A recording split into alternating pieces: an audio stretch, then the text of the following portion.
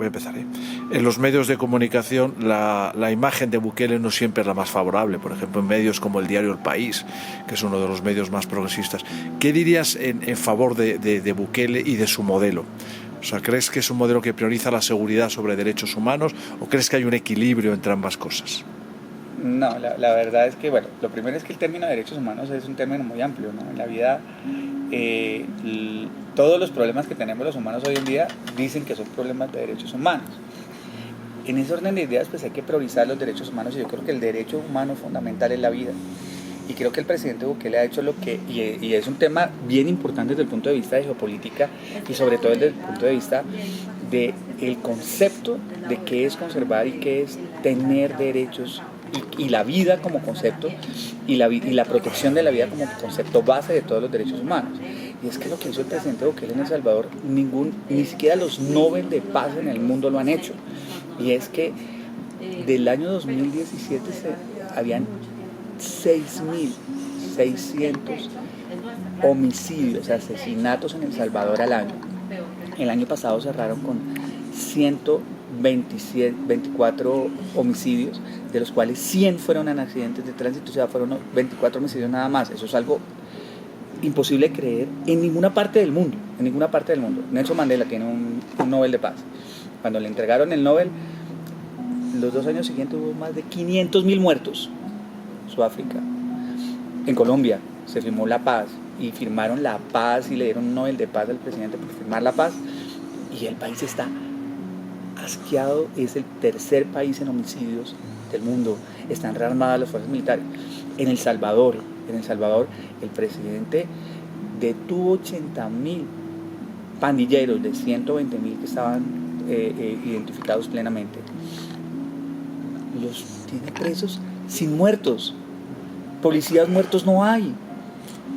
La vida se salvaguardó. Entonces, a todas esas personas que son detractores del presidente, yo creo que uno tiene que ser objetivo, y la objetividad va en medir las cosas técnicamente, y técnicamente es medirla por la salvaguarda del valor más importante desde el punto de vista de derechos humanos, que es la vida. Entonces yo le digo, el presidente Nayib Bukele es el hombre que más respeta los derechos humanos que yo conozco en la humanidad. Si alguien me trae hoy y me dice a mí mira Andrés, aquí hay otro líder en el mundo que ha salvado más vidas, hay otro líder en el mundo que ha hecho sacrificios tan grandes desde el punto de vista personal y nacional para lograr objetivos tan grandes como salvar la vida y salvar tantas miles de vidas al año, lo quiero conocer, pero no hay ninguno. Y entiendo lo del país, y es que el país tiene un punto de vista político que no es ser objetivo, no tiene ningún tipo de objetividad, es un medio de comunicación que se usa como plataforma política porque no tiene objetividad. Esto que te acabo de decir jamás lo ha analizado el país desde el punto de vista objetivo. Hacen un análisis político, pues la verdad a mí me parece desacertado. ¿Y qué recetas empleó Bukele para obtener esos resultados? Bueno, la primera receta que hizo el presidente Bukele, yo creo que es la honestidad. Cuando el presidente Bukele comenzó su primera campaña en el 2019, que se llama el Plan Cuscatlán, en ese Plan Cuscatlán la frase base de su campaña fue: el dinero alcanza cuando nadie roba. Y lo primero que hizo el presidente Bukele cuando llegó a ser presidente de El Salvador no fue meter presos a los pandilleros que tenían azotado el país, fue cambiar toda la clase política. Y no la cambió él, la cambió el pueblo, que eligió un Congreso nuevo, eligieron nuevos líderes de la mano y con los mismos valores del presidente Bukele, que es un país honesto. Y después de que el país políticamente se volvió honesto, comenzaron a hacer todo lo que hoy se conoce. La gente dice: oiga, pero ¿cómo hacen una cárcel tan grandota en tan poquito tiempo? ¿Cómo hicieron para los recursos míos? Pues nadie les donó $1 a El Salvador, nadie trajo un peso de ningún lado. El Salvador la hizo solo con sus propios recursos, sin licitaciones largas, sin corrupción, sin que nadie robara. Objetivos cumplidos, metas hechas y seguimiento minuto a minuto de un gran líder que es el presidente Bukele. Entonces yo creo que el resumen de la respuesta a esta pregunta es: ¿cómo hizo el presidente Bukele para lograrlo? La palabra es honestidad y ética. Ese es el resumen de lo que hizo el presidente Bukele. ¿Crees que esas recetas o esas políticas podrían funcionar en Colombia? En cualquier parte del mundo. Es que la honestidad y la ética son valores que los que lo tenemos desde casa. Y si usted maneja su casa desde el punto de vista, o su empresa, desde el punto de vista de la honestidad y desde la ética, siempre va a ser exitoso.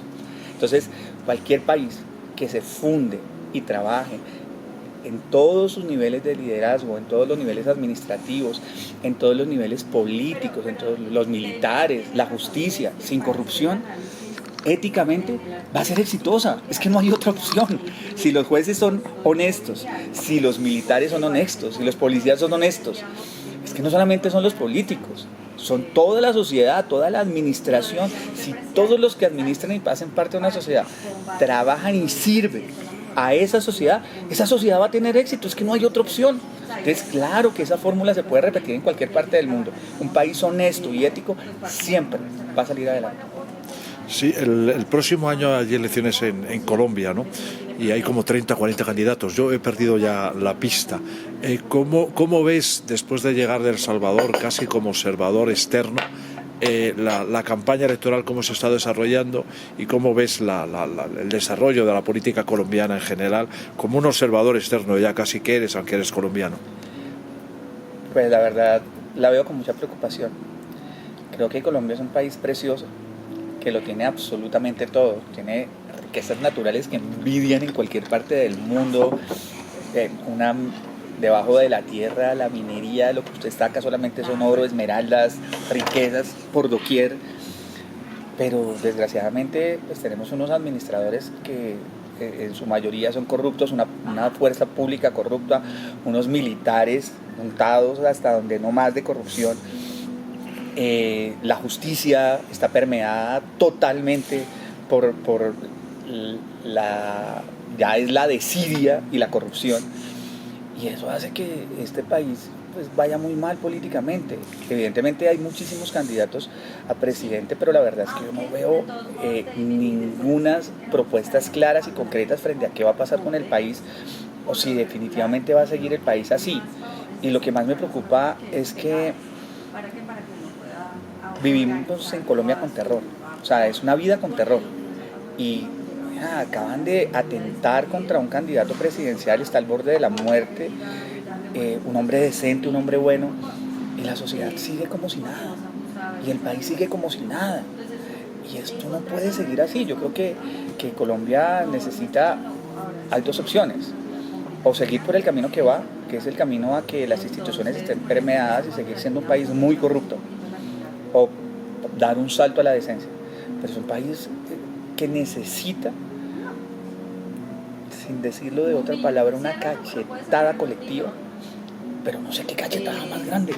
Es que el atentado a Miguel Uribe debe haber sido la cachetada más grande que le pueden haber dado a este país. Un muchacho, un hombre honesto, un hombre joven, un hombre decente, que lo tratan de matar comenzando la campaña. Es que ni siquiera iba punteando las encuestas, iba por detrás a bajísimo. El 1%. El 1%. ¿Cómo puede uno pensar hoy en día que alguien se atreve a lanzarse al Senado, al Congreso? No, eso es un mensaje clarísimo para la gente decente, y es: cuidado, si usted es decente, no se pare allá, porque lo vamos a matar. Entonces, a mí me parece que hacer política en Colombia es un riesgo. Me parece que el país va perdiendo, que los terroristas van ganando, y creo que desgraciadamente el país va a terminar sumido en la corrupción y en el terror. ¿Y qué hacer frente a la corrupción? Como yo he pensado siempre mucho en esto, ¿no? Es decir, si mañana yo tuviera responsabilidades, o en tu caso las tuvieras, ¿qué hacer frente a la corrupción? ¿Cómo atajar esto, ¿no? Que es el principal problema de Colombia. Pues mire que en El Salvador la cosa era peor, porque en El Salvador todos eran corruptos, y la misma policía es la que hoy en día trabaja. Los mismos guardias de seguridad de los centros penales son los guardias que habían hace 20 años, 10 años, 15 años, que estaban los violentos allá mandando. Pero yo creo que todo comienza desde un liderazgo ético. Si el líder es ético y los líderes son éticos y el equipo que trabaja y maneja el país es ético, todo es ético. Es como una compañía, lo que le digo. Si llega el presidente de la compañía y comienza a robar, pues todos de ahí para abajo comienzan a robar sin lío, y todos se tapan con la misma cobija, porque el de abajo sabe que si él llega a contar que sabe que el gerente roba, lo despiden. Pero entonces la sociedad se convirtió en un conjunto de complicidades. Todos son cómplices de lo ampones que son. Y entonces lo que hay es que romper el esquema, y que alguien se levante y diga: mire, yo sí soy honesto y voy a manejar este país. Yo creo que el tema de la inversión de valores, hay que primero concientizarse de que hay una inversión de valores en Colombia, y esa inversión de valores convertirla en lo demás. Pero sin voluntad política es imposible. Sin que la gente, y no es la primera vez que pasa en Colombia, en la historia del país ha pasado. Si ustedes van a revisar la historia del país, cuando fue presidente... Estos magnicidios han estado muy al orden del día, ¿no? Álvaro Gómez, Gaitán... No, pero digamos, yo digo es que la sociedad tome la decisión de que se cambie el país. Yo creo que ha habido dos momentos grandes en la historia de Colombia. Uno es cuando Rojas Pinilla era el presidente, el país se levantó, los estudiantes se levantaron, los gremios, todo el mundo se unió, los banqueros, todos dijeron un día, no, paremos esto, no vamos a trabajar más. E hicieron que el señor renunciara. Y la otra es la Constitución del 91, que también fue un cambio, fue un cachetadón colectivo cuando mataron a Galán y pasaron un montón de cosas que fueron ahorrando y ahorrando para que llegara a ese momento de la Constitución del 91. Y fue un cambio en el que la sociedad dijo, tenemos que cambiar, y lo colocaron en un documento. Es una lástima que el documento no se haya desarrollado y pues no sea hoy verdad, ¿no? Sí, y luego estamos, como hablábamos, a un año de las elecciones y sabes que se ha constituido un movimiento buquelista. ¿Crees que eso tiene, digamos, recorrido y tiene posibilidades, perspectivas? ¿Cómo lo examinas tú, ese movimiento? Sí, yo creo que el movimiento buquelista y todos los movimientos que se levanten alrededor de la decencia y la honestidad, pues son bienvenidos. A mí me llama muchísimo la atención del movimiento político de Colombia, hablando lo que usted dice, como un invitado al país a ver las cosas desde afuera. Resulta que este país tenía dos partidos básicos e históricos, que es el Partido Liberal y el Partido Conservador, que uno es de derecha y el otro de centro izquierda. Hoy en día son uno solo. Hoy en día se unen y trabajan juntos, tienen candidatos que tienen el aval de los dos partidos. ¿Eso a quién le cabe en la cabeza? Entonces, aquí se acabaron los partidos políticos, ahora lo que hay son intereses políticos. Y los partidos se fundan y se mueven basados en avales e intereses económicos e intereses que no son políticos, que son politiqueros. Hay conservadores petristas. Hay conservadores petristas, hay cosas que a uno no le cabe en la cabeza. Entonces ¿dónde quedan los principios de partido? Uno tiene que entonces a mí me parece que cualquier base que rompa ese esquema y que diga nosotros nos unimos basados, que es lo que dicen los buquelistas, en principios y valores, y son eso, principios y valores de ética, de responsabilidad, y quien venga acá viene con esos principios y valores. Me parece que es lo más loable y lo que se debe hacer en política, aunque uno parezca un Quijote, porque es que no es importante. Lo importante es ser coherente políticamente. Pero ¿cómo yo puedo ser conservador y estar aliado con el gobierno cuando el gobierno es extremadamente populista, de izquierda, viola todos los valores que tiene consagrados en su carta de constitución del Partido Conservador Colombiano, sin ser de ningún partido? Yo viro las cosas objetivamente desde afuera, ¿no? Entonces creo que se ha perdido la política, y se ha perdido la política como esencia. Sí. Yo finalmente te quería preguntar algo que no tiene que ver ya ni con Colombia ni El Salvador, que me interesa mucho. Yo veo muy mal América Latina. Yo siempre digo que este siglo va a ser como el de Asia, ¿no? Que se ve que va como un cohete, ¿no? Y tengo alguna esperanza, no sé si infundada, no sé si me equivocaré, en el caso de Argentina con Milei. Me gustaría saber tu opinión de cómo examinas a este fenómeno político que ha ocurrido y que parece que la economía está medio funcionando y demás. ¿Crees que eso tiene recorrido o eso acabará frustrando las expectativas y las esperanzas de los argentinos? ¿Cómo lo examinas? Bueno, no, la verdad es que digamos que el mundo yo lo analizo desde el mundo, ¿no? Desde un punto de vista de no que sociedades están mal, sino que sociedades están bien. El presidente Bukele dice algo que me parece fantástico, y es, mire, un país es un conjunto de casas que se reúnen y colocan una cerca alrededor y dicen vamos a hacer vías, vamos a manejar la administración, usted paga un poquito y entre todos le damos a todos. Así debe ser. Pero si usted se pone a ver los ejemplos de Francia, de países, digamos que Alemania, Hungría, bueno, países que deberían estar, uno los ve cada vez y uno dice, venga, a esta sociedad le está pasando algo distinto, difícil. Yo creo que Argentina es un país grande desde todos los puntos de vista, un país sumamente educado, un país que se sumió en las mentiras del socialismo, digamos que cuando digo las mentiras del socialismo es que les regalamos a todos y todos vamos a estar felices. Eso para mí es una mentira, es una falacia. Que no lo digo yo, o sea, lo demuestra la historia. No es un tema que sea making Andrés Guzmán. Y lo que mostró Argentina es que pues cayeron hasta el fondo del socialismo y el subvencionar absolutamente todo, el que los funcionarios y ganaran hipersueldos, los profesores, los maestros, todo el mundo tenía unas prestaciones gigantes, pero el Estado, cada vez que somos todos, se iba debilitando y al final pues digamos que los temas no estaban funcionando bien y la corrupción estaba en unos niveles gigantescos. Lo que hace Milei es llegar a organizar la casa y a ordenarlo. Ahora bien, no es que no solamente va en eso, creo que el siguiente paso es el tema de comenzar a generar inversión social y a generar crecimiento económico del país, que creo que va muy bien. O sea, es que los números, lo que le digo, lo mismo el presidente Bukele, uno puede venir a echar cuentos todos los que usted quiera, pero al final lo que termina mostrando resultados son los números. Y lo que decía Clinton, ¿no? Es la economía, estúpido. Si la gente vive bien, tiene buen sueldo, no hay desempleo, la gente está satisfecha. ¿Cómo lo hiciste eso? Ya, ¿qué importa? Lo hiciste, lo lograste. Entonces yo digo, como sociedad, si hay una sociedad que sea socialista y que lo logró, pues qué bueno, me encanta. Pero un apunte que te quería hacer y ya finalizo. Eso que dices me convence mucho, pero fíjate que no siempre es así, porque los números de Biden eran muy buenos y sin embargo se nos vino Trump y los demócratas fueron derrotados. ¿A qué lo explicarías eso? No, lo que pasa es que el hecho de que los números sean buenos desde el punto de vista de la economía no significa que la sociedad esté bien. Es decir, uno no puede medir el éxito de una sociedad solamente por la economía. Creo que el tema el Estado tiene que dar, desde mi perspectiva, 3 cosas básicas. 3. Posibilidades para que usted trabaje, que va de la mano de la más importante para mí, que es la seguridad, y la otra es el tema de salud. ¿Sí me explico?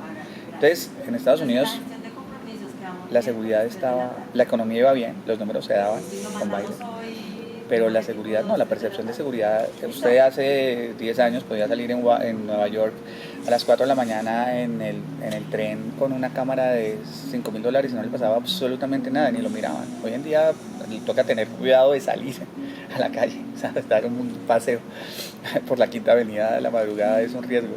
Y la percepción de seguridad de los americanos, que al final lo que usted tenía en Estados Unidos distinto a lo que tenía en el mundo era eso, seguridad, una percepción, que al final la seguridad es una percepción. Esa percepción de seguridad era gigante y de que siempre estaba ahí. O sea, que no sé, si a usted le ha pasado alguna vez en Estados Unidos, pues usted va en su auto y usted va viendo el velocímetro y cuando usted medio se pasa, como que sentía el policía al lado y uno, porque es esa percepción de dónde salió el tipo, uno no tiene ni idea, es una percepción de seguridad. Pero me has recordado, yo he estado en algunas conferencias y charlas aquí del presidente Álvaro Uribe, y todo eso que dices de la seguridad es un poco el discurso de Álvaro Uribe, ¿no? Que pone el foco en la seguridad como elemento central, ¿no? Claro, es que yo también que estoy seguro de que los humanos es un tema de especie. Lo que en todo en nuestra vida, si tenemos seguridad, hacemos todo lo demás. Si tú te levantas hoy y no sabes si te van a sacar de tu casa porque no has pagado la renta, si te van a quitar la luz porque no has pagado la luz, nunca llegó el recibo, esas intranquilidades, esas percepciones haces que te tiemble el ojo y que no sepas qué vas a hacer hoy, que no sepas qué vas a hacer mañana, ni siquiera sepas cuáles son tus problemas. Y el Estado lo fundamos para eso, para generar seguridad, y la seguridad es la base. Y no digamos que no es un tema de Álvaro Uribe, y no es que digamos que le damos un discurso, es que el mundo lo muestra todos los días. O sea, lo de El Salvador es una muestra gigante. El Salvador no tenía nada, era un país, era el mejor ejemplo de un Estado inoperante que no servía para absolutamente nada y que no tenía futuro. Y logrando seguridad en el gobierno del presidente Bukele en 2 años, que fue una vaina récord, sin muertos. Vea lo que son. Todo el mundo quiere invertir en El Salvador, todo el mundo se quiere ir a hacer empresa en El Salvador. Un país que no tiene ganadería, que no tiene agricultura, que no tiene tierra, es pequeño. Sí. Hoy en día lo tiene todo. ¿Gracias a qué? A la seguridad. Pues ha sido muy interesante todo lo que me has contado. Te doy mucho las gracias, Andrés. No, Ha sido sí, un placer charlar contigo. Gracias.